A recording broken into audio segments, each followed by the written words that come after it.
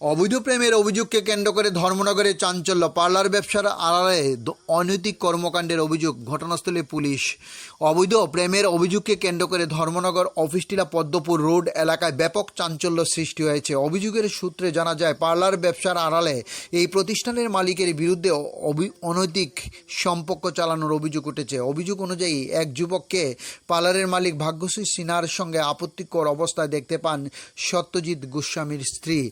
এরপর ঘটনাকে কেন্দ্র করে পার্লার চত্বরে উত্তেজনা ছড়িয়ে পড়ে। স্থানীয় সূত্রে আরও অভিযোগ, উত্তেজনার মধ্যে পার্লারের ভাঙচুরের ঘটনাও ঘটে।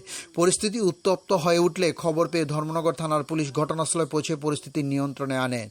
ঘটনাকে কেন্দ্র করে এলাকায় ব্যাপক আলোচনা ও চাঞ্চল্য সৃষ্টি হয়েছে। তবে এই ঘটনায় উঠা অভিযোগগুলির সত্যতা এবং পার্লারের মালিকের বিরুদ্ধে আনা অভিযোগ কতটা সঠিক তা তদন্তের পরেই স্পষ্ট হবে। সংশ্লিষ্ট পক্ষের বক্তব্য পাওয়া গেলে তবেই প্রতিবেদনটি তুলে ধরা হবে আগামী দিনে। ডিউরি রিপোর্ট, খোয়াই টাইমস বাংলা।